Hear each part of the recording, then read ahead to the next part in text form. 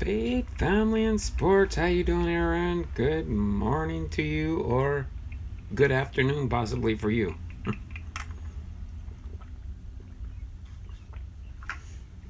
Hopefully, you are having a good start to your Friday.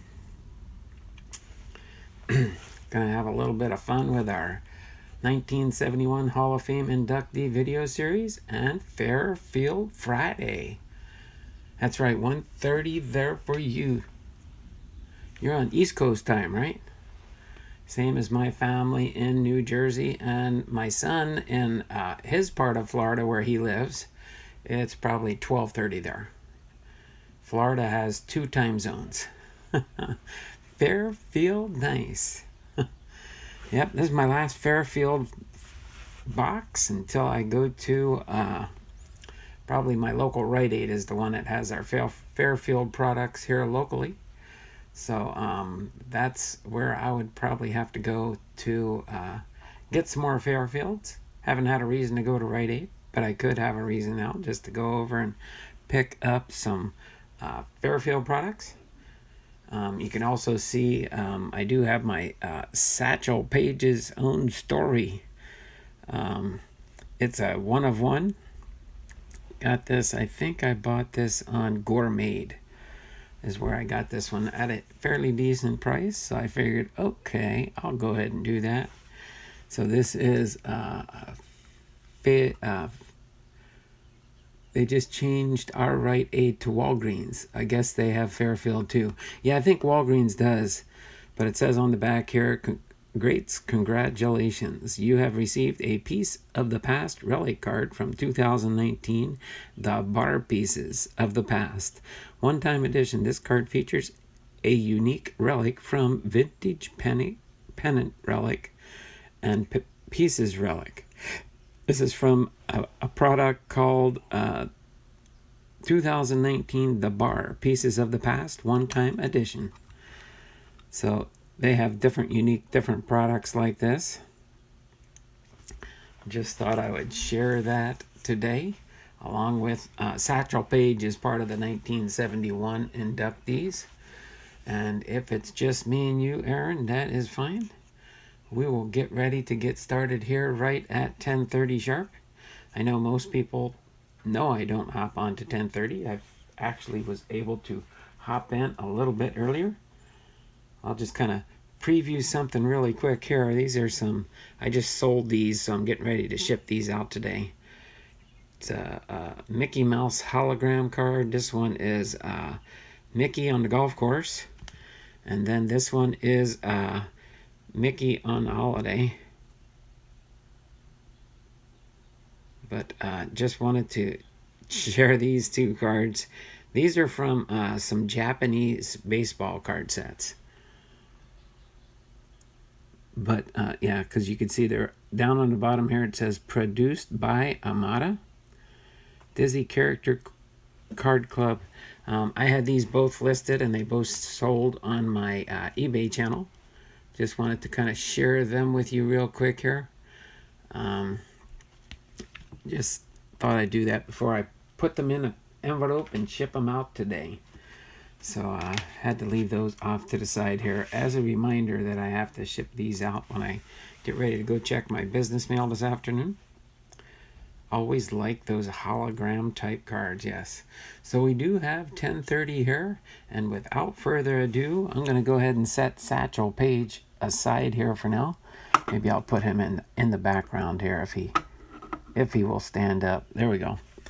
And then I'll just get this kind of lined up a little bit better here.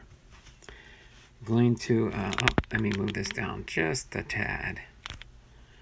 Get these front and center here. So what I'll do is when we do our Hall of Famer, I'll pull them off here and put them front and center and move them over when we rotate the cards over. Because we do have 8 Hall of Famers today to go over in our series for today. If you did look at the description for today's stream, it does show we have Dave Bancroft, Jake Beckley, Chick Hafey, Harry Hooper, Joe Kelley, Ruby Marquardt, Satchel, Paige, and George Weiss for our Hall of Famers for today. But thanks for hopping in with me today, Aaron. I'm sure others will show up as we progress through the stream here. And so far, from what I've decided, I'll probably just open up the Fairfield product today. But we'll see. If we have a few more people show up, we might open up something else on the channel. We will see how things roll today, because I do have 8 Hall of Famers to go through. So without further ado, we are going to start off with our first Hall of Famer, Dave Bancroft. Dave Bancroft, all right. David James Bancroft, inducted into the Hall of Fame in 1971. His primary team was the Philadelphia Phillies, and his primary position was a shortstop. So as a rookie, Dave Bancroft helped bring Philadelphia Phillies their first National League pennant. From there, the slick fielding shortstop known as Beauty was well on his way to the Hall of Fame. Bancroft, who spent 16 big league seasons as a player and led 4 of his teams to the National League pennants, was born April 20th, 1891 in Sioux City, Iowa. He soon displayed keen hand-eye coordination that led to a career on the diamond. Bancroft made his professional baseball debut in 1909 with Duluth of the Minnesota-Wisconsin League, then quickly joined Superior of the same league. In 1912, Bancroft was drafted by Portland of the Pacific Coast League, and after 3 seasons was sold to the Phillies before the 1915 campaign. Bancroft quickly solidified Philadelphia's infield, accepting an incredible 892 chances at shortstop in that 1915 season to lead the Philadelphia Phillies into the World Series. Bancroft hit .294 in the Fall Classic, but the Phillies fell to the Red Sox in 5 games. Over the next 4 years, Bancroft established himself as one of the National League's best fielding shortstops, and also as a consistently effective hitter. But in 1920, a contract dispute resulted in Bancroft's trade to the Giants for Art Fletcher in a swap of shortstops. Bancroft thrived in New York, hitting .299 in 108 games with the Giants in 1920. In 150 total games that year, Bancroft led all shortstops with 598 assists and 362 putouts. The next season, Bancroft hit .300 for the first time, .318, while scoring a career-best 121 runs for the world champion Giants. The New York repeated as Fall Classic champions in 1922. With Bancroft hitting .321 with 209 hits and 117 runs scored. In the field, Bancroft accepted 1,046 total chances, including 405 putouts, the 4th best total of all modern era shortstops. His 984 total chances are the most for any shortstop in any one season. Injuries limited Bancroft to 107 games in 1923, and after that season he was traded to the Braves in a deal where Boston also received Casey Stengel, and Giants got Billy Southworth. In Boston, Bancroft took over as player manager, but never won more than 70 games in his 4 full seasons. Bancroft finished out his playing career with 2 seasons in Brooklyn before a final campaign with the Giants in 1930. He finished his career with a .279 average, 2,004 hits, 320 doubles, and 1,048 runs scored. Bancroft later managed in the All-American Girls Professional Baseball League, skippering the Chicago Colleens in 1948 and the South Bend Blue Sox in 1949 and 1950, and the Battle Creek Bells in 1951. He was elected to the Hall of Fame in 1971 and passed away on October 9th, 1972. When he came to the Phillies from Portland of the Pacific Coast League, he brought with him a habit of shouting "beauty" every time his pitcher sent over a good-looking ball. That's the history of the beauty handle, said Dan Daniel of the New York Herald, July 30th, 1922. So as far as his career stats and career at a glance, he played in 1,913 games, had 7,182 at-bats, 1,048 runs, 2,004 hits, 320 doubles, 77 triples, 32 home runs, and 591 runs batted in, 145 stolen bases, 827 walks. He had a batting average of .279, an OPS of .714, an on-base percentage of .355, and a slugging percentage of .358. So there we have it. Our first inductee for the class of 1971, Dave Bancroft. All right, move him over to the side here now and bring up our next one. Don't have a ball card for this player, but here's his Hall of Fame induction postcard. I have a complete set of these in my collection. All right, so our second Hall of Famer for 1971 is Jake Beckley. All right, Jacob Peter Beckley. Primary team was the Pittsburgh Pirates, and his primary position was a first baseman, and his nickname was Old Eagle Eye. All right. So his durability was so impressive that almost 90 years after his death, Kevin's card collecting is in the house. Thanks for popping in, Kevin. Just looked over there and saw you had popped into the stream. Wanted to say a good welcome to you for my Hall of Fame Friday and Fairfield Friday all wrapped up into one. You can kind of see my Fairfield box hanging out in the background there. Move the camera up just a little bit here and kind of center things. So yeah, let's go ahead and continue on here. His durability was so impressive that almost 90 years after his death, Jake Beckley's name appeared on the computer screens of baseball writers across the world.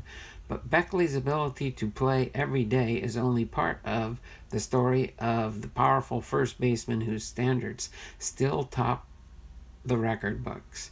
Beckley played 19 National League seasons with the Pirates, the Giants, the Reds, and the Cardinals, and one season with Pittsburgh in the Players' League from 1888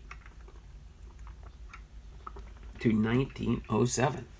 He played 2,380 of his 2,389 games at first base, setting a big league standard that was not eclipsed until 1994.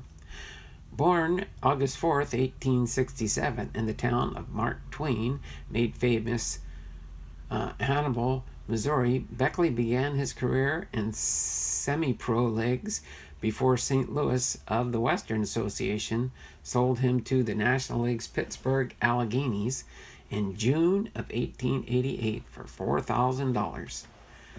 It's pretty neat the way they stated he was sold. They sold him off.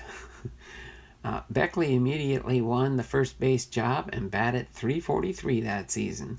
Beckley hit .301 and drove in 97 runs in 1889, then jumped to Pittsburgh of the Players' League the following year, leading the league with 22 triples and driving in 120 runs. Beckley returned to the National League after the Players' League folded following the 1890 season, averaging 99 RBIs and 106 runs scored with Pittsburgh during the next 5 seasons. Beckley was traded to the Giants in 1896, but did not hit well in New York and was released in 1897. Given another chance by the Reds, Beckley's batting form returned with a .345 average in 97 games in Cincinnati. On September 26th of that year, Beckley hit 3 homers in a game against the St. Louis, a feat no other big leaguer matched until 1922. For the next 6 seasons, Beckley hit at least 305 times, establishing himself as one of baseball's best contract hitters and earning the nickname Eagle Eye. His eyes and skills as a bunter were well known. He could drop a sacrifice with the handle of the bat holding the thicker end, and he continued to thrive at the plate even after he was beaned by Christy Mathewson fastball in 1901.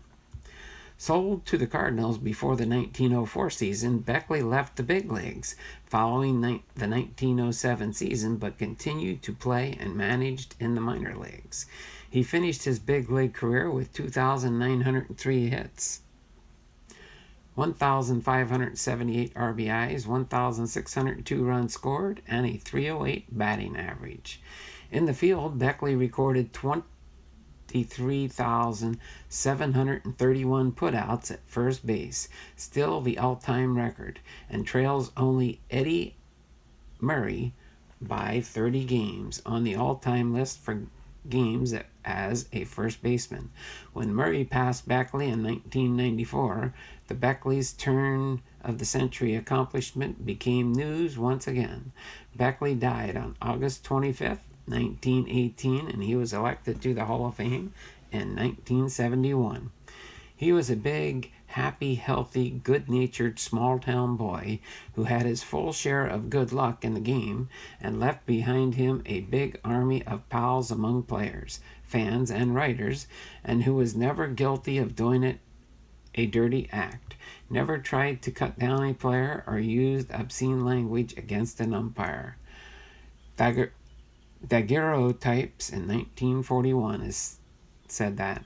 So his career stats and his career at a glance: he had 2,389 games played, 9,538 at-bats, 1,602 runs scored, 2,934 hits, 473 doubles, 244 triples, 87 home runs, 1,578 RBIs, 315 stolen bases, 616 walks. He had an overall career batting average of .308 and a .797 OPS with a .361 on-base percentage and a slugging percentage of .436. He played for the Pittsburgh Pirates from 1888 to 1889, Pittsburgh Burgers in 1890. In 1891, he was back with the Pittsburgh Pirates from 1891 to 1896. He played for the New York Giants, 1896 to 1897, the Cincinnati Reds from 1897 to 1903, and the St. Louis Cardinals from 1904 to 1907. And there you have it, the second Hall of Famer for class of 1971, Jake Beckley. All right, third up to bat is Charles James Hafey, nicknamed Chick. His nickname was Chick. Okay, pop over in the street. Robert Hone is in the house. How you doing there, Robert? Boom. Dun, dun, dun. In my opinion, for $5, it's a great way to reconnect the good old days. Yep, Fairfield Friday. Hey, faithful. Hey, Faith. Truly enjoy Fairfields. Hola, Kevin. Your devotional really touched me for some reason. Thanks. Yeah, Kevin does pretty good devotionals. I do like his. Usually I'll watch them every morning. I didn't get to it yet, but I will watch it a little bit later today. Me and the wife went out for well, she did a 2-mile walk. I did my normal 3-mile walk around our neighborhood this morning before I got live, so that I can spend the rest of the day and not have to do an evening walk. But yeah, $5 for a Fairfield box is a pretty good deal. So we're going to rip into that when we're done with these Hall of Famers here. But on to our third Hall of Famer, Charles James Hafey, whose primary team was the St. Louis Cardinals, and he was a outfielder. I always thought that if Hafey had been blessed with normal eyesight and good health, he might have been the best right-handed hitter baseball ever known. Hall of Fame general manager Branch Rickey said, hampered by poor eyesight and severe sinus problems, Hafey played just 1,283 games, but still managed to amass 1,466 hits and a career batting average of .317. Hafey won one batting title and was named to the inaugural All-Star Game, where he collected the first ever hit in All-Star Game history. Hafey was one of the first products of Rickey's farm system, arriving in St. Louis as a rookie in 1924. He was part of the 1926 Cardinals team that won the World Series, but was limited after suffering several beatings that season. It is believed his health problems were a result of the beatings, and he would become the most prominent player to wear glasses at that time.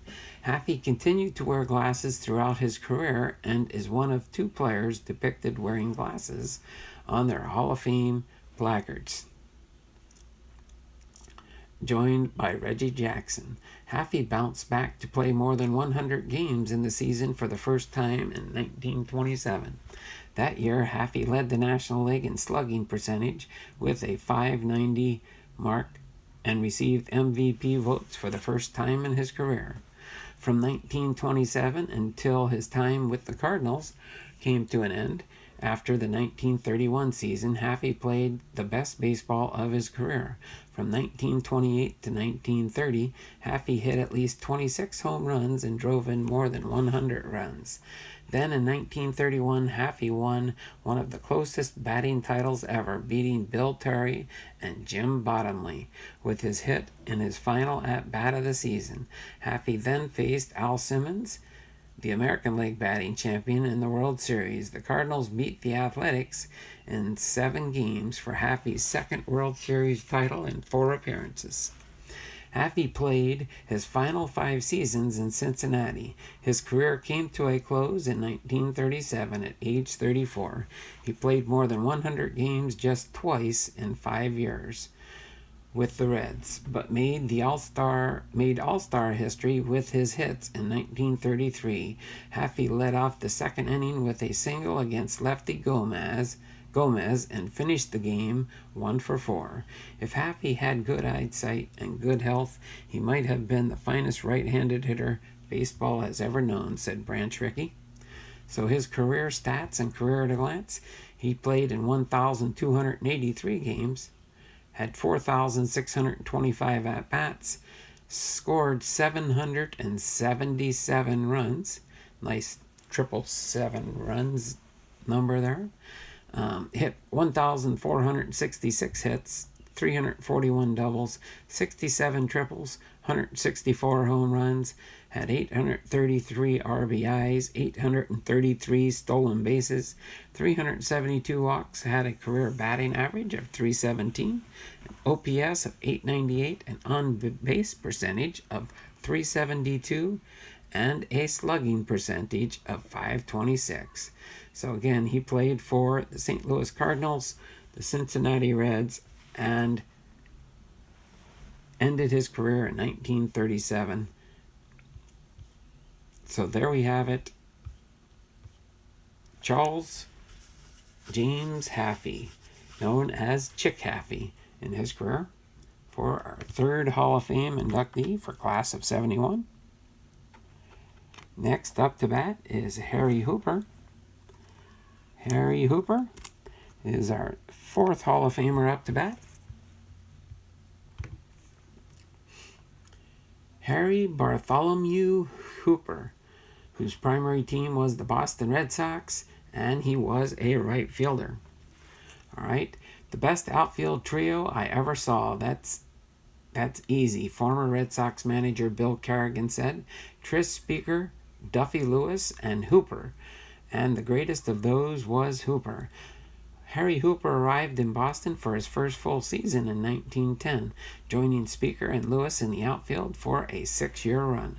The trio was dubbed the $1 Million Outfield and won the World Series together. Hooper added 2 more after Speaker and then Lewis left, making him one of 2 players in the organization's history to win 4 championships. While Speaker was clearly the outfielder's headline, Hooper proved to be an outstanding player as well. He was known for his defense in right field and for being one of the best leadoff hitters of his time. All right.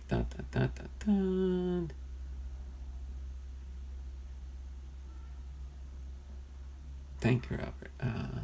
He was the first Chris Sable. There you go. Laugh out loud with the glasses. Glasses, see. All right. Yep. I guess you could say he was the first Chris Sable there. All right. So while Speaker was clearly the outfield headliner, Hooper proved to be an outstanding player as well. He was known for his defense in right field and for being one of the better leadoff hitters of his time. Hooper hit .311 in 1911. The first of 5 times in his career he would hit better than .300.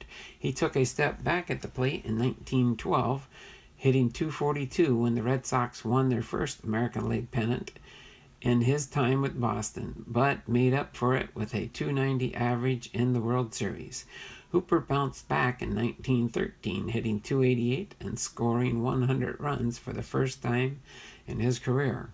Then, in 1915, World Series Hooper hit .350 with 2 home runs as Boston defeated Philadelphia in 5 games. So despite Speaker's departure for Cleveland in 1916, Boston was able to defend its World Series championship. Hooper hit .333 in 5 games against the Brooklyn Robins. Hooper's one poor World Series came in 1918 when he hit just .200 in 6 games against the Cubs. Still, Hooper finished his World Series career with a .293 average. Like the other two members of the $1 Million Outfield, Hooper eventually departed Boston. He joined the White Sox for the 1921 season, playing the final 5 years of his career in Chicago. Hooper retired in 1925 with a career .281 batting average and 1,429 runs. In 1931, Hooper became Princeton's baseball coach, a position held for 2 years. He also served as the postmaster for Capitola, California for more than 20 years.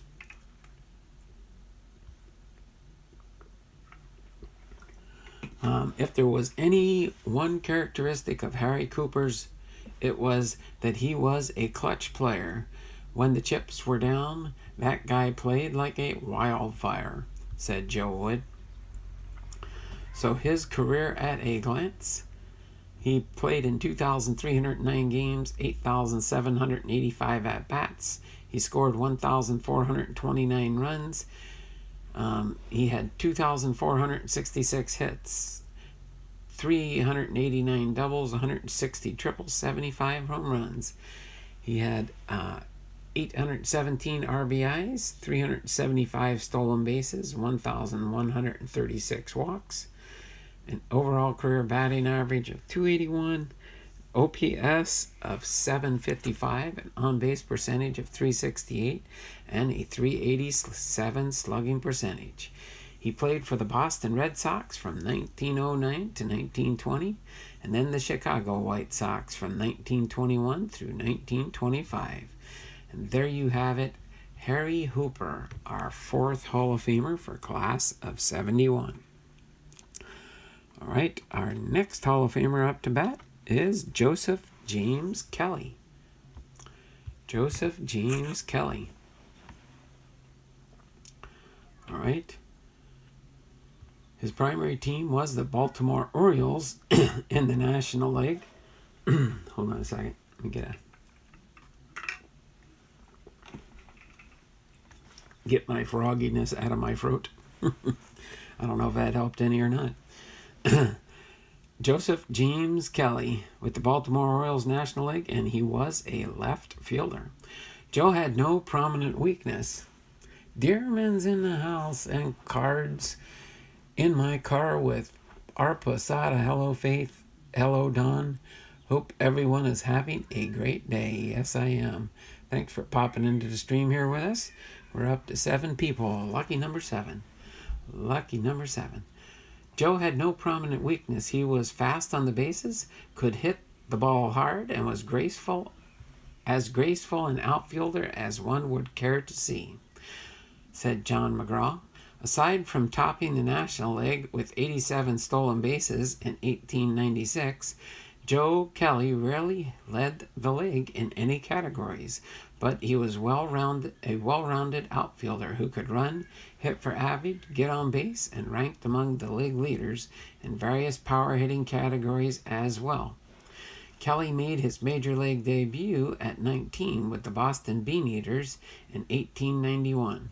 He was released after a brief league trial. Following season, Kelley joined the Pirates, where he appeared in 56 games before Pittsburgh traded him to Baltimore. In 1893, Kelley had established himself as a regular in the Orioles lineup, hitting .305 to start the first 11 straight seasons in which he hit over .300. From there on, Kelley became one of the most productive players in baseball during the late 19th century, playing with the Orioles until 1898. From 1894 to 1898, Kelley drove in at least 100 runs in each season, and 573 RBIs during that stretch were more than anyone in baseball other than Hugh Duffy. One of the greats of his time was getting on base. Kelley's 401 walks from 1894 to 1898 ranked 4th in baseball during that span, while his 909 hits ranked 8th. Last place in 1892, Kelley's arrival led to a surge in the standings for the Orioles. After an 8th place finish in 1893, the Orioles won 3 straight National League pennants from 1894 to 1896, then rattled off back-to-back second-place finishes in 1897 and 1898, Kelley's final year with the Orioles. Kelley joined the Brooklyn Suburbs in 1899, while the Orioles dropped to 4th place in the National League. Brooklyn jumped from 54 wins and a 10th place finish in 1898 to 101 wins and capturing its first of 2 straight National League pennants with Kelley in 1899 and 1900. Wesley Tomlinson. Hello, Donald and chat. How you doing, Wesley? Nice to see you in the stream today. Thanks for hopping on board with us. In 1899 and 1900, they won the 2 straight National League pennants. After the 1901 season, Kelley joined Baltimore Orioles of the American League. When new ownership took over for the Orioles during the season, the franchise released Kelley, who hooked on with the Cincinnati Reds during the 1902 season.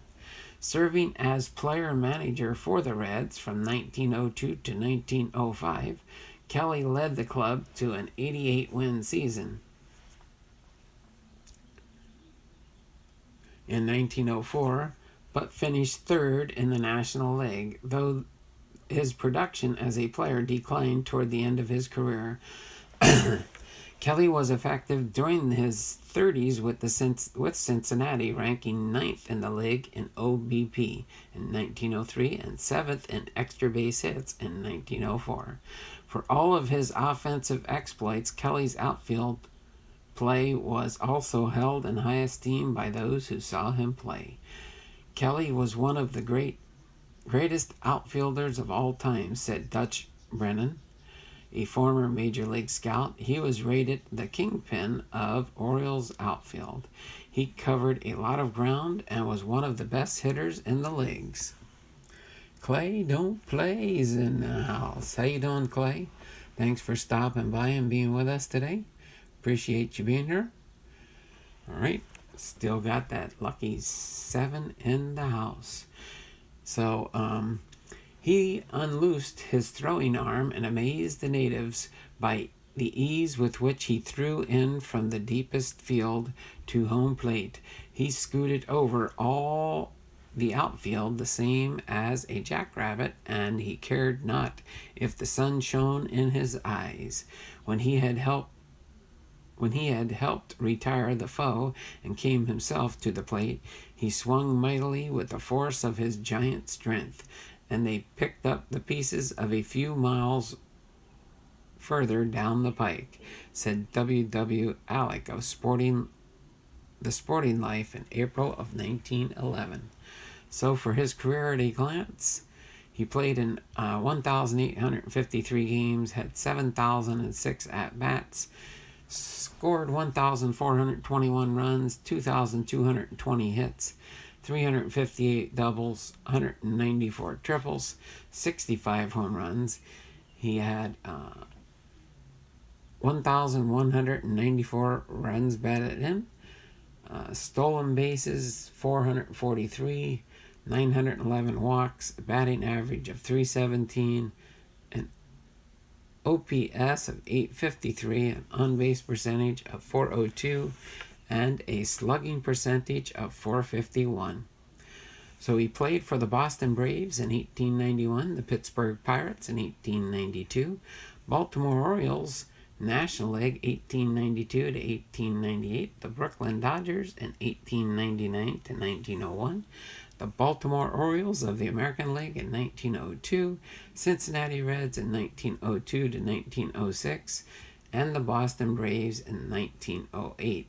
And as a manager, he managed the Cincinnati Reds in 1902 to 1905, and the Boston Braves in 1908. So there you have it, our 5th Hall of Famer for the class of 71, Joe Kelley. All right.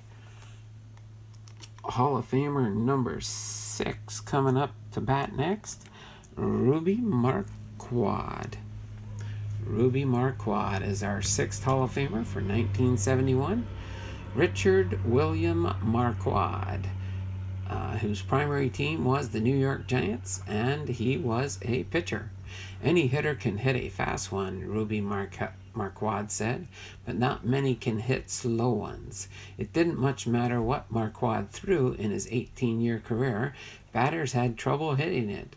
He won 201 games and had 1,593 strikeouts, the third most by a left-hander when he retired in 1925. Marquardt's baseball career could never have even happened if his father had gotten his way. Fred Marquardt was an engineer for the city of Cleveland and told his son if he played professional baseball, he wouldn't be allowed to return home. Marquardt's major league career began in 1908 when the New York Giants purchased his contract for Indianapolis for the then record price of $11,000. He became known as the $11,000 Beauty and made his debut at the age of 21. But Marquardt did not live up to the lofty expectations his price placed on him, winning just 9 games in his first 2 full seasons with the Giants and became known as the $11,000 Lemon. However, 1911, his potential was finally realized as he won 24 games and led the National League with 237 strikeouts. That season started a 3-year run of success for both Marquardt and the Giants. He won at least 20 games and helped the team to the World Series each year.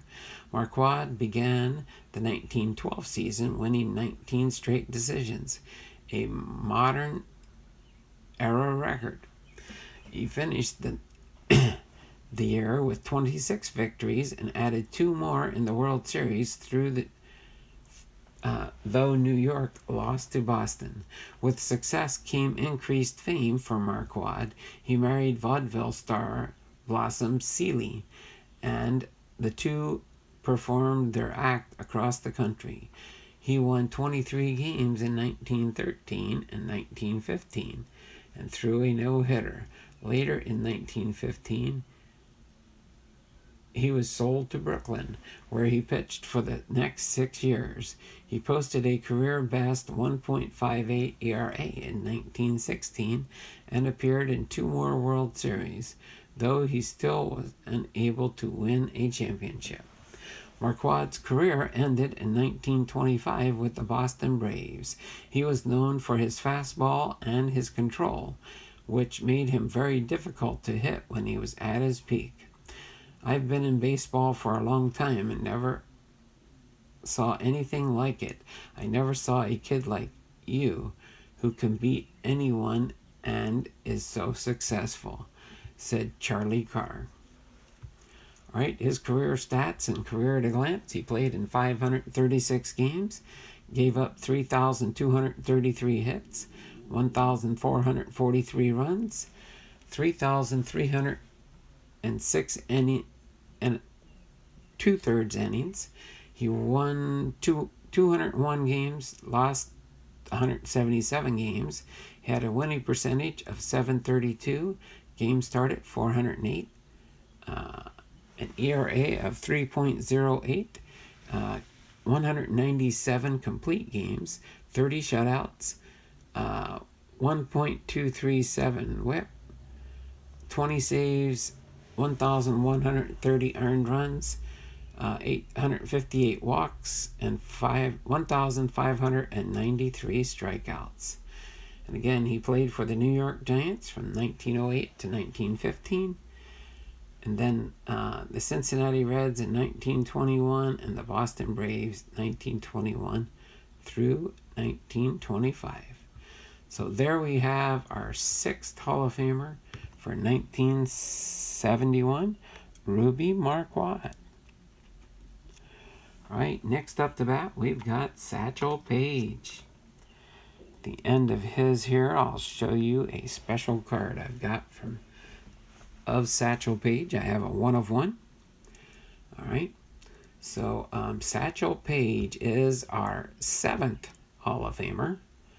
I like saying that. Our 7th Hall of Famer for class of 1971. All right, Leroy Robert Paige, inducted into the Hall of Fame in 1971. His primary team was the Kansas City Monarchs. Okay, and he was a pitcher. The numbers, at least the big league ones, do not do justice to his legend. The stories, however, keep alive the memory of a man who became bigger than the game. Leroy Satchel Paige was bigger than mere numbers.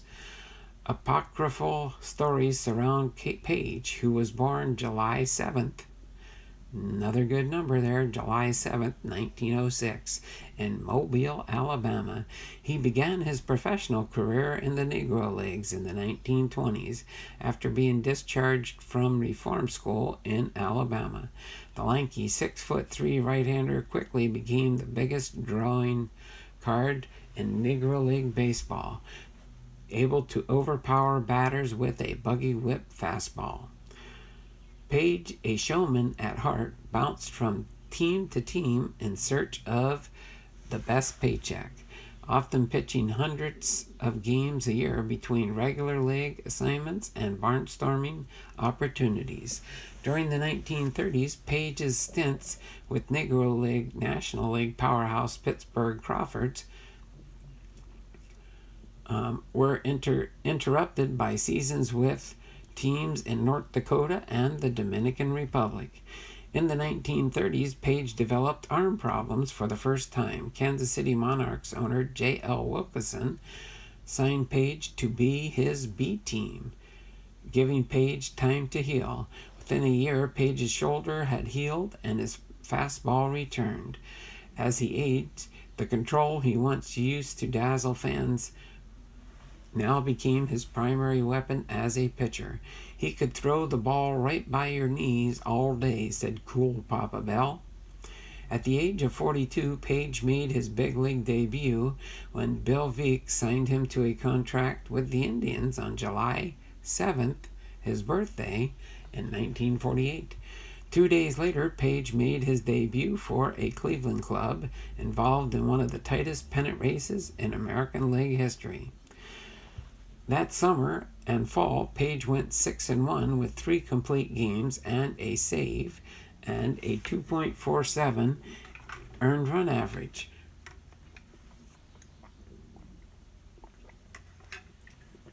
All right, keeping an eye on the chat here. Doesn't seem like there's too much new. All right. This summer and fall, Paige went 6-1 with 3 complete games and a save and a 2.47 earned run average. Cleveland won the American League pennant in a 1-game playoff against Boston, then captured the World Series title in 6 games against the Braves. Paige became the first African-American pitcher to win in the World Series when he worked 2/3 of an inning in Game 5. Paige pitched for the Indians again in 1949 and then spent 3 seasons with the St. Louis Browns from 1951 to 1953, earning 2 All-Star Game selections. He then returned to life in the minors and barnstorming, resurfacing the majors at the age of 59 in a 1-game stint with the Athletics. He pitched 3 shutout innings. Paige was elected to the Hall of Fame in 1971 as the first electee of the Committee on Negro Baseball Leagues. He passed away on June 8, 1982. All right. Age is a question of mind over matter, Paige said. If you don't mind it, it doesn't matter. He made his living by throwing the ball to a spot over the plate the size of a matchbook, said Cool Papa Bell. So his career at a glance, because he was in the Negro Leagues most of his career, except for a few short stints. They do not have his record for hits or runs. They know he pitched in roughly 1,298 and 2/3 innings. 100 wins, 50 losses, with a .667 winning percentage. Started in 176 games, had a 3.22 ERA. Complete games 89, 27 shutouts. He had a .950 whip. Gave up 240 walks and 1,170 strikeouts. During his ball-playing career, which spanned about 28 years. He played for the Birmingham Black Barons 1927 to 1930, the Pittsburgh Crawfords 1931 to 1934, the Kansas City Monarchs in 1935, the Pittsburgh Crawfords again in 1936, Kansas City Monarchs 1940 to 1947, the Cleveland Indians in 1948 to 1949, the St. Louis Browns from 1951 to 1953, and the Kansas City Athletes from 1965. And that is when he ended his career. So after that, 6 years later, he became a Hall of Famer. So then this is my 1-of-1 I have of Satchel Paige. The Bar Greats, Satchel Paige's own story. And yes, Satchel Paige at one time was on a postage stamp. I think that was the year they did some baseball players. I think here recently they did have some more different ball players on baseball stamps. But you can see this has an actual postage stamp in it, a 33-cent postage stamp. That is a real postage stamp, by the way. And then this was a piece of a banner, I believe, is what it states on the back. And again, this is a 1-of-1 and a one-touch. They do have their little logo on here, hologram logo from the company that created these cards. Greats, congratulations. You have received a piece of the past relic card from 2019. the bar pieces of the past, one-time edition. This card features a unique relic from vintage pennant relic and pieces relic. Okay, and I guess it basically has the two relics, the relic there from the vintage pennant and an actual postage stamp that they put together. So authentic pieces of history there. That is pretty cool. Just wanted to kind of share that with you in the chat. Now we'll get back to there. I think that'll hold there. Our 8th and final Hall of Famer for the 1971 season of inductees. 1971 class. We're going to end with an executive here. George Weiss.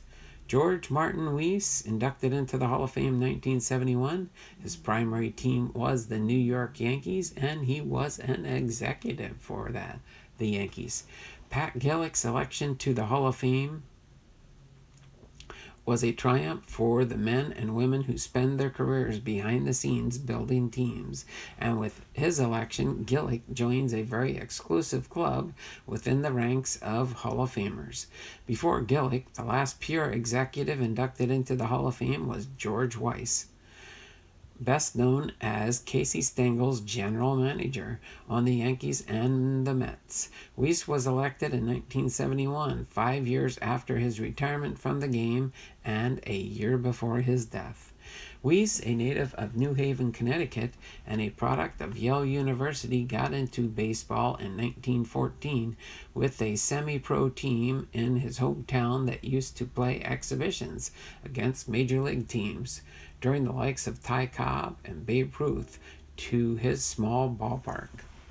Let me pop in the chat real quick here. Nothing new. Good to go there. Okay, moving right along here.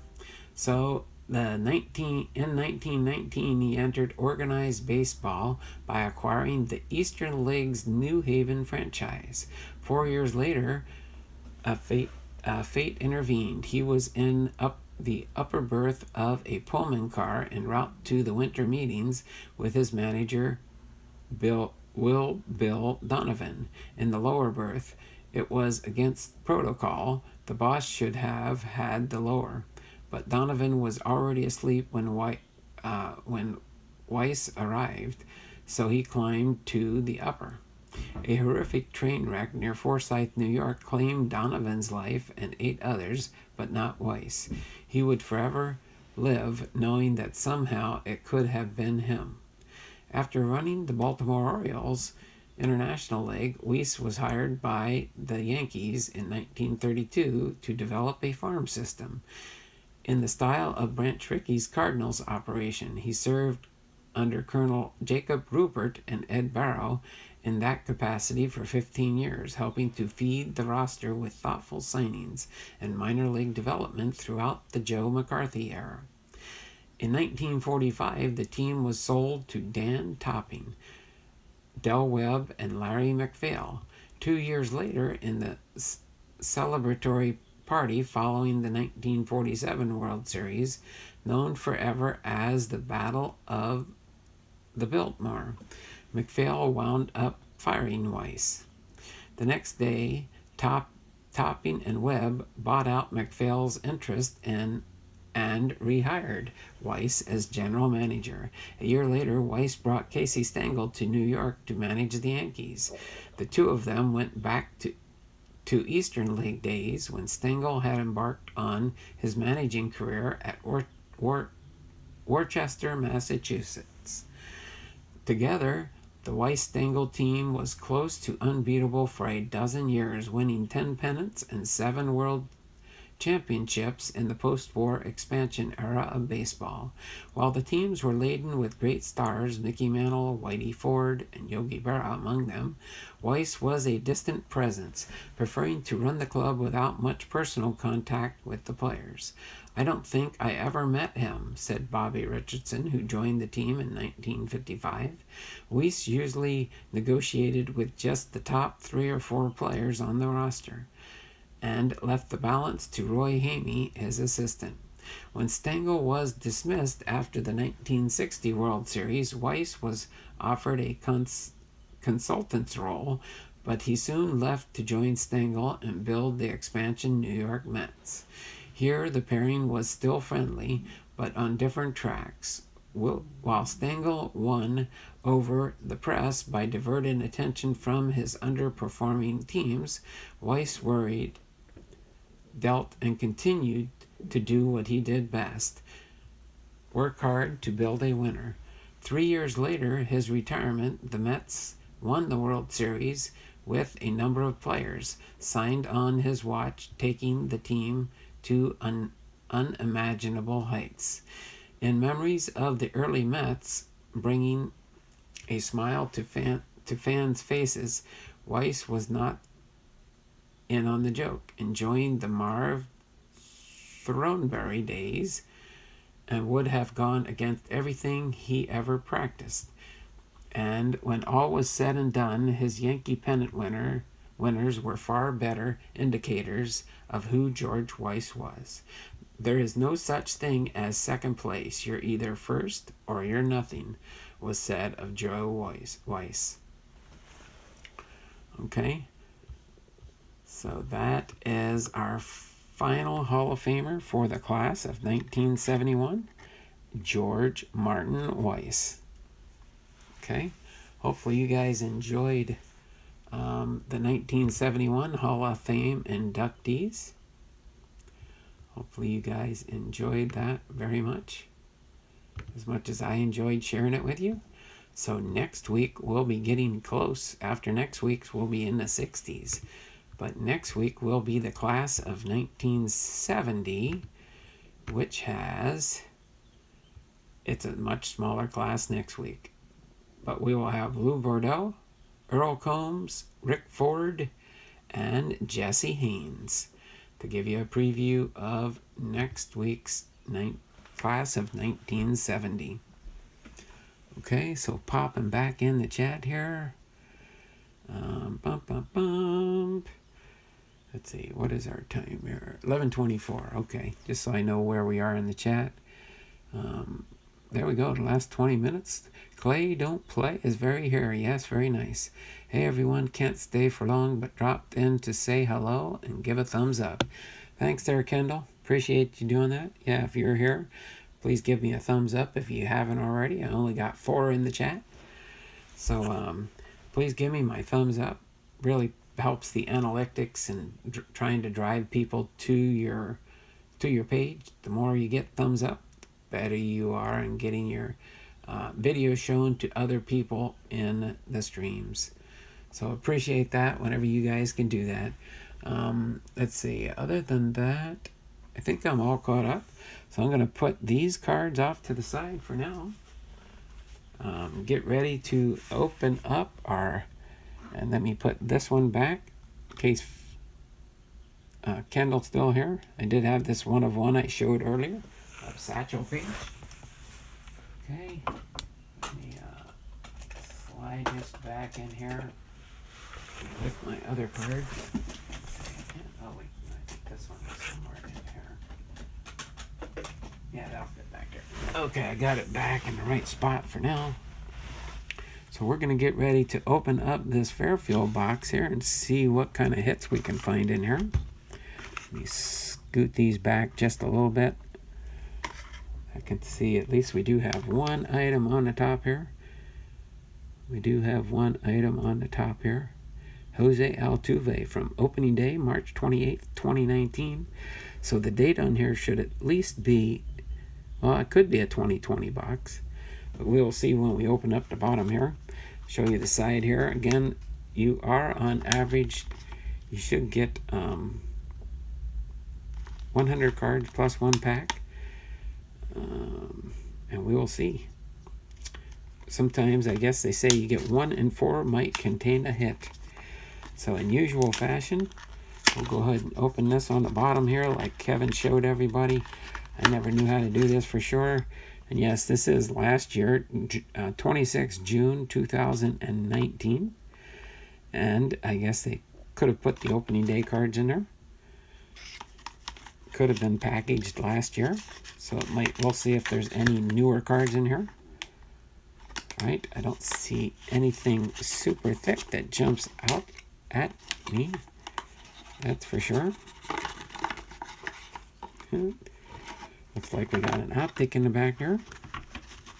Okay. Usually what I will do, though, is... oh, hold on. I think Kevin usually does about half the box, and then he opens up. I think he opens up the baseball pack, I think, is what he usually does, if I remember right. So let's see what we got here for our baseball pack. Kind of do it that way for now. All right, I think this is the 1988 Don Russ. 1988 Don Russ. We'll open that. I'll just wait till the end to open it. Okay, let's see who we get here. All right. So, of course, we do know we got the Jose Altuve, and it is what they call those, the foil version of the Jose Altuve. All right, opening day. All right, so we'll put that up there for now. See who we do find here in this Fairfield Friday here. Okay, these are inside out, upside down, all kinds of stuff.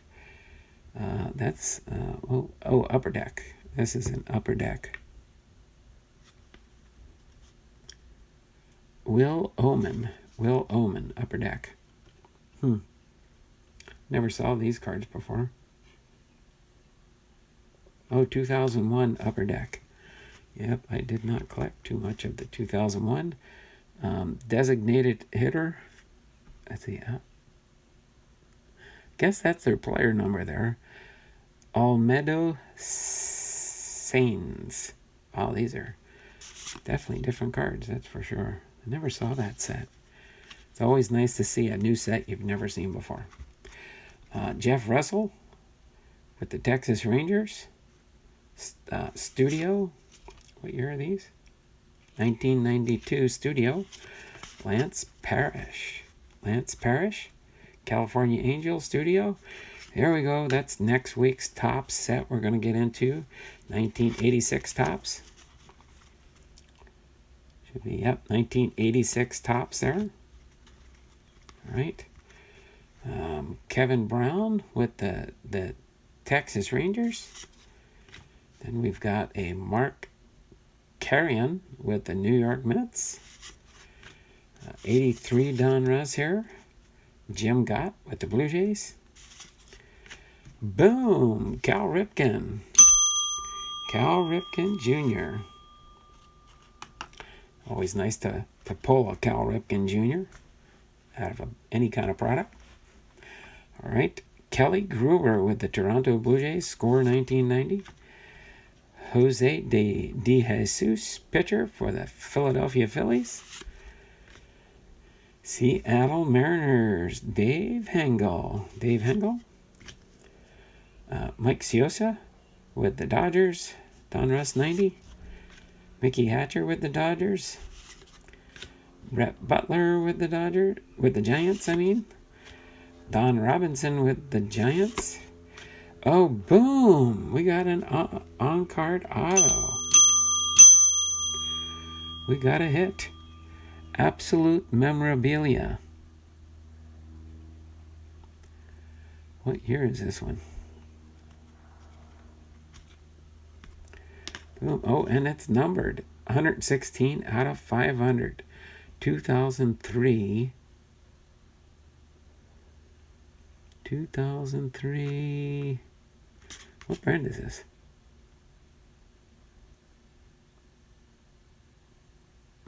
I don't know what brand this is for sure. Doesn't really say. Playoff Absolute Memorabilia. 2004. But it doesn't really say. But it is, I guess, playoff. Oh, Donruss. Says it's a 2004 Donruss playoff card. Well, that is pretty cool. Have to get that penny sleeved up there. Put that in front of Jose Altuve. So we got a hit. Playoff is the brand. Yep, Donruss playoff. That is pretty cool. I never saw that one before either, but it's a nice auto of Graham Kuntz with the Oakland Athletics. Billy Hatcher, outfielder for the Reds. Jack McDowell, pitcher for the White Sox.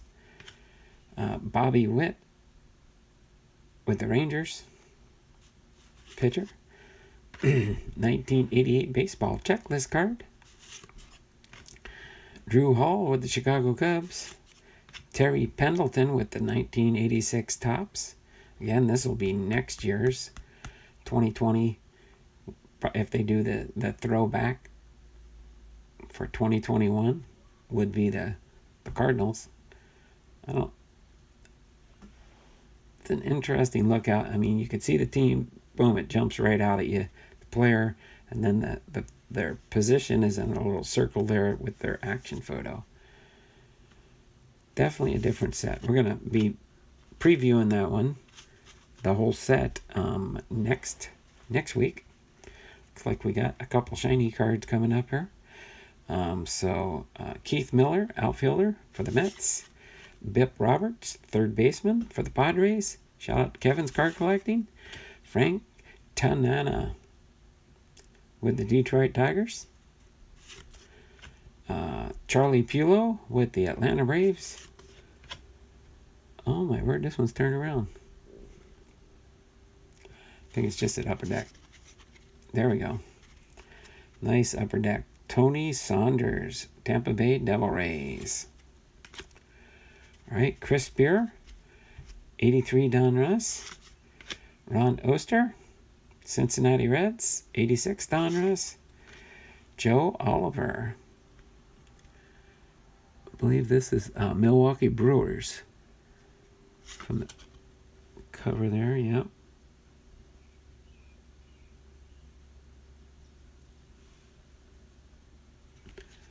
All right. Then we've got the Fleer Ultra. Fleer Ultra 1994. And that is Gene Harris with the San Diego Padres. Shout out to Kevin's Card Collecting and more. Kevin Apier, Upper Deck 94. Got a lot of 94 product in. Oh my word, they got a basketball player in here. How'd that happen? Andre Dawson. There we go, Andre Dawson, Hall of Famer.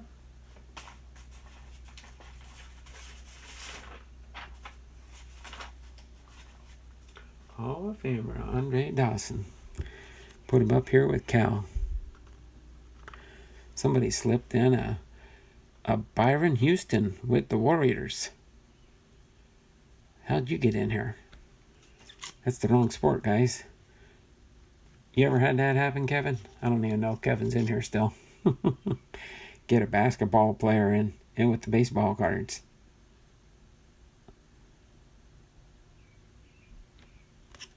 Just set that aside for now. Don't need to go in with my baseball cards, that's for sure. All right. Todd Burns with the Rangers, Upper Deck. Boom.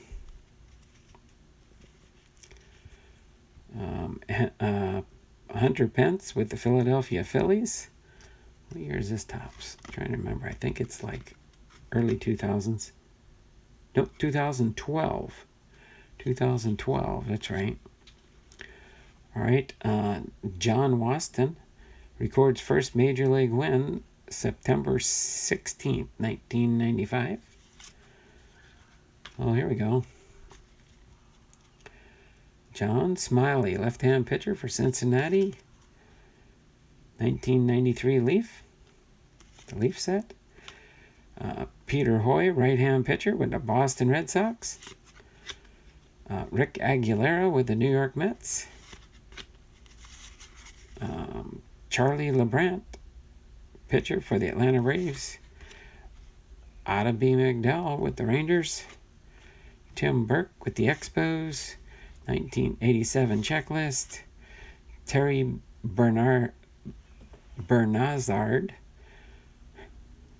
American League All-Star. Blue Jays team leaders. Okay. Tim Walsh with the Expos, and Bill Campbell with the Detroit Tigers.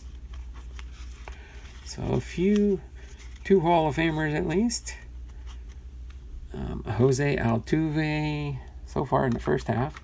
The Jose Altuve, that was on the front of the box when we opened it up. Opening day from March 28, 2019. And the on-card auto for Graham Kuntz, first baseman for the Oakland Athletics. Cool. Okay, now for the second half. The Los Angeles Dodgers, Austin Barnes. Okay, Topps Heritage from 2018. Topps Heritage. Right. Matt Williams, San Francisco Giants, Fleer 91, Score 90, Frank Tanana, Detroit Tigers, David Cohn, New York Mets, pitcher, Howard Johnson, third baseman for the New York Mets. There's a rookie card there. Mike Smith, Baltimore Orioles rookie, Score 1990. Luis Salazar, third baseman for the Cubs. Ruben Sierra, Texas Rangers, right fielder. Tony Pena, Donruss 88, St. Louis Cardinals. Francisco Melendez, San Francisco Giants, first baseman, 1989 Donruss. All right. Ooh, I like the next different kind of card coming up. Al Newman, Minnesota Twins infielder, Score 1990. There we go. We got a Daffy Duck. I like Daffy Duck. Get your souvenirs. Buck. Here it is. The official Reggie Jackson home run bat, guaranteed to hit one out every time. That was a puzzle they did. A Looney Tune puzzle. Back in the days here. Oh, okay. Here's the trivia. You've probably already seen it. Name the Warner Brothers cartoon whose title is a parody of the Warner Brothers 1945 feature titled Roughly Speaking. The answer is Roughly Speaking, 1946. Oh my word. Interesting. Nice Daffy Duck card there. Looney Tunes. Juan Nieves, Milwaukee Brewers. Eric Davis, Master Blaster card with, I think, isn't it Cincinnati Reds? Yep, Eric Davis, Cincinnati Reds, Master Blaster. All right, Melvin Nieves, San Diego Padres. Shout out to Kevin's card collecting there.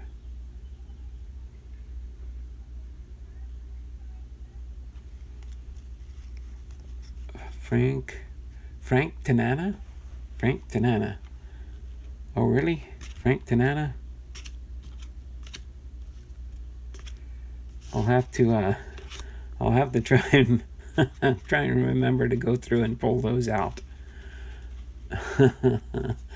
Kevin's trying to get me hooked on these through the mails. Oh boy. As if I don't have nothing else to do right now. But that would be cool. I could say I pulled it out of a pack and wanted to know if you could sign it. Melvin Nieves. So I got to go through and pull out the two Frank Tanana cards.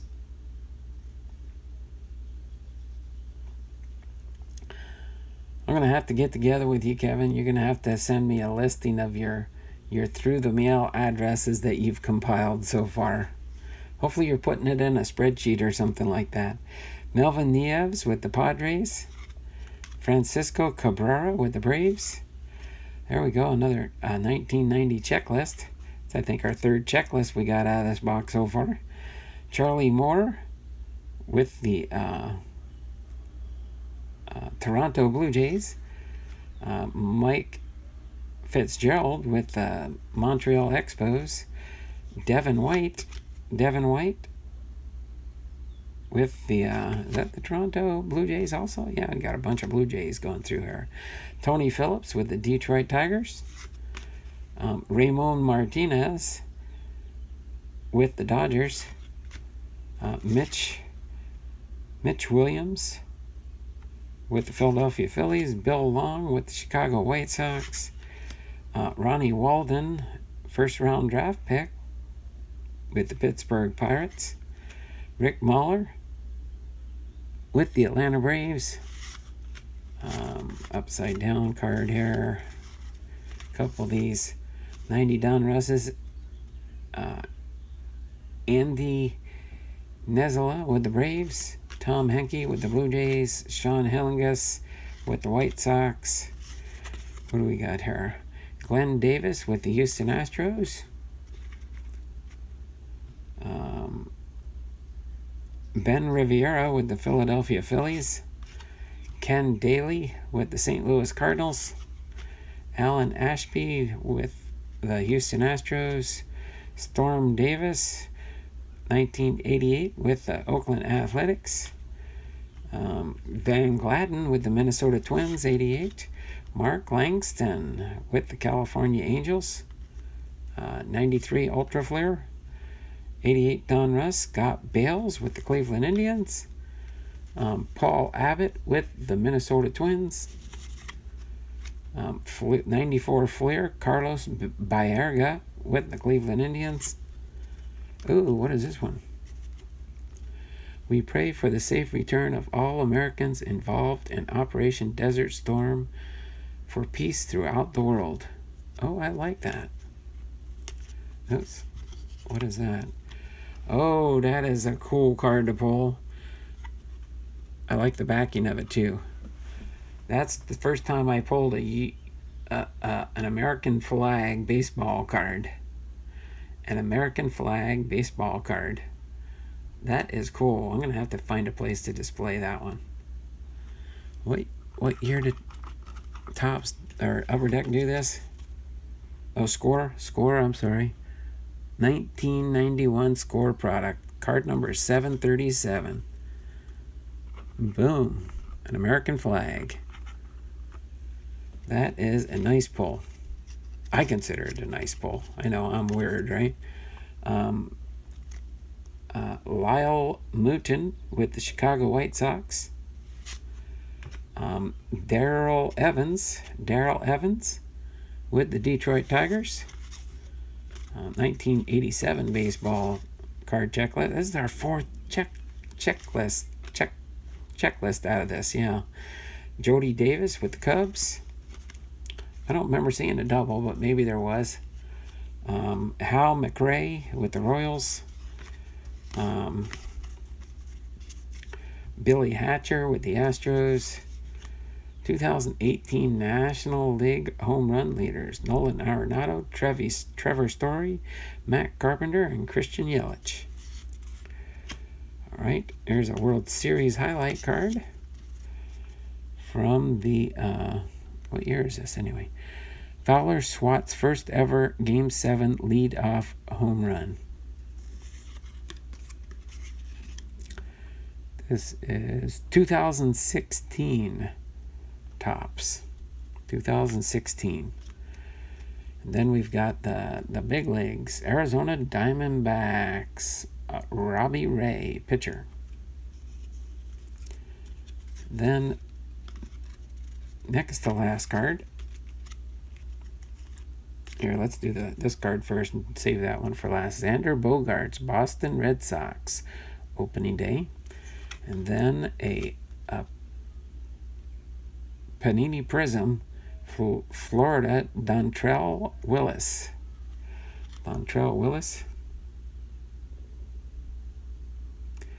With the Florida Marlins.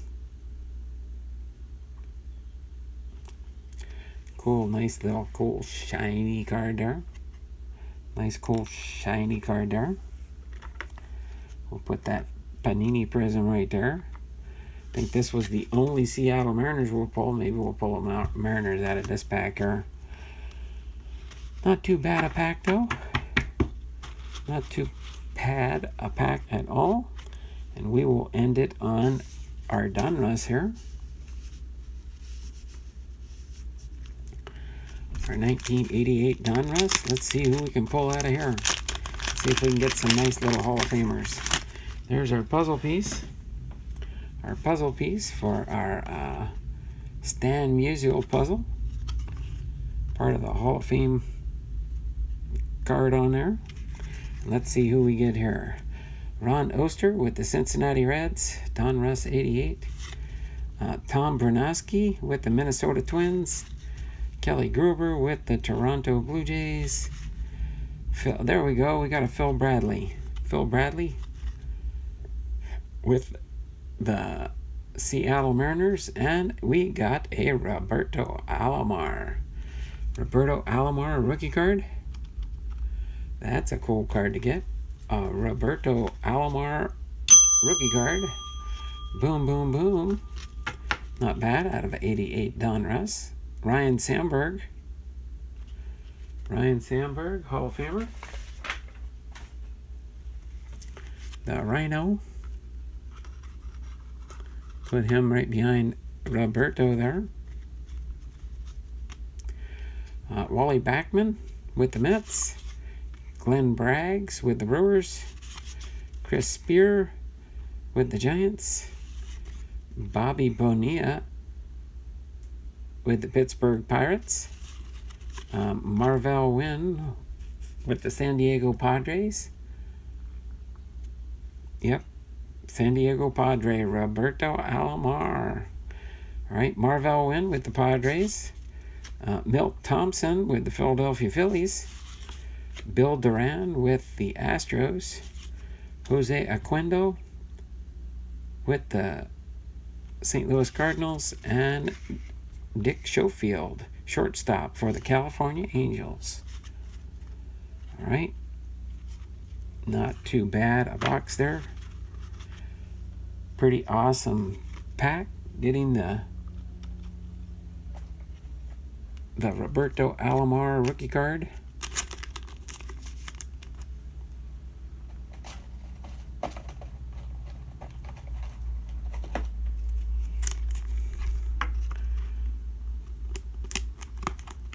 Put him in with my Hall of Famer rookie cards that I have. That set is slowly growing. Slowly growing my Hall of Fame rookie card collection. Nice to add that to that collection. So not too bad. Not too bad. Boom on the Alomar. Yep. So go through my hits I did get in the box here. I do like this American flag. I'm going to get that top loaded. And I like the way they put that on the back there. We pray for the safe return of all Americans involved in Operation Desert Storm and for peace throughout the world. Score 1991 product. American flag. All right. Then we did get the Jose Altuve opening day, March 28th. The short print, I think that's the foil version of that one. I don't think they did the whole set that year. And then, of course, the rookie autograph here of Graham Kuntz.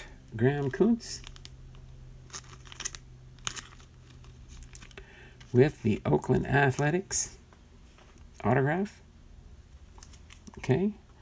Then as far as our Hall of Famers here, got the Roberto Alomar rookie. Pack fresh. Right out of the pack. The Andre Dawson, Cal Ripken, and Ryan Sandberg. So 4 Hall of Famers out of that Fairfield box. Not too bad, really. 2 Seattle Mariners, Dave Hingle and Phil Bradley. Got the Dontrell Wills for the Panini Prism. Shiny card. So other than that, pretty good. Nice box. Thanks there, Robert. Cards in my car with Robert Posada. appreciate you guys being here. We got 8 people in the stream, but I'm going to go ahead and end things. What time is Kevin going to be live this afternoon? I think Ethan's doing isn't his sale 4 or 4:30 our time, right? So what time is Kevin going live this afternoon? 3, 4, 3 o'clock, 4 o'clock, 5 o'clock rock, 6 o'clock, 7 o'clock, 8 o'clock rock. Gonna rock around the clock tonight. I'm just being goofy. All right. So without further ado, we're going to go ahead and end things up. 3 o'clock for me. Ethan is at 4. Okay. So 3 o'clock for Kevin for his Fairfield Friday. Let me move my Roberto Alomar over there. Those hits right there. I'm going to turn my camera around so I could say my goodbye here. Go ahead and wrap this up. Did you see how we pulled this one basketball card? I don't even... Does anybody know who Byron Houston was with the Warriors? Is that the Golden State Warriors? No. California Warriors. Golden State. Golden State Warriors, I guess, huh? California. He's a California basketball player, I guess. But I'm going to go ahead and turn the camera around real quick so you guys can see me and say, do my signature sign off. Yeah, today me and my wife went out. Actually, yesterday we hit a record for this year. It got to 70 out here, Kevin. In case you're wondering, it got to 70. I tell you, you're showing your age, but that's okay. There we go. Since there's an American flag in front of me, I'll take my hat off. But not for long. Don't worry, Robert. I got hair up there. I just choose to chop it off. Sweet Cal, we got a hit. Yep. Got a Cal Ripken Jr. That's a hit for me. The Roberto Alomar was pretty good too. It's nice to pull one of those out of a pack when you do that. So without further ado, I'm going to go ahead and wrap things up here. We're close to about the hour-and-a-half mark. That's pretty good for a Hall of Fame Friday and a Fairfield box break. I just like taking time, going through, looking at some of the cards, especially when I see some cards that I haven't seen the year of that card before, like the first 2 that came up after the Altuve. I'd never really seen that year before that set. So that's why that's always interesting and neat. But I'm going to go ahead and get ready to say my goodbyes here. You can see I have my Hall of Fame induction shirt on. This is for this year's Hall of Fame. I don't know how they're going to do it this summer. I'm glad we didn't. Me and my pastor didn't choose this summer to go to the Hall of Fame induction. But yeah. And then I'm wearing the 2006 Hall of Fame induction hat for Ken Griffey Jr. and Mike Piazza when they became Hall of Famers. So that is my shirt and hat I am wearing today. So without further ado, this has been Don Blomdahl, Hall of Fame veteran, sports cards and collectibles, having been live to you from Arlington, Washington. Give you a real quick heads up here. I am going to do a Gypsy Queen hobby box break tomorrow. So I will be doing a Gypsy Queen hobby box break tomorrow. And I'm going to check the mailboxes here and my business mailbox to see if I have any family mail call for tomorrow. And I'll post up later today or early this evening what will be on my stream for tomorrow. So that is for sure. I will be doing the hobby box break from my Gypsy Queen product. It finally did come in earlier this week, or actually the end of last week. I think it actually came in on Saturday, if I remember right.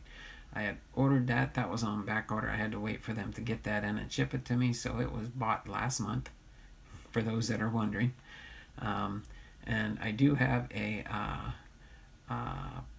Topps 2020 Jumbo Box Break I'm going to do too, probably next Saturday.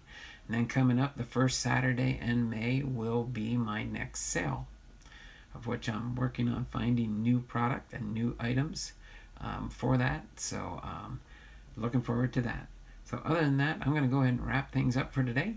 Say goodbye, and we will see you guys at 3 o'clock on the West Coast for Kevin's card collecting and more for his Fairfield Friday.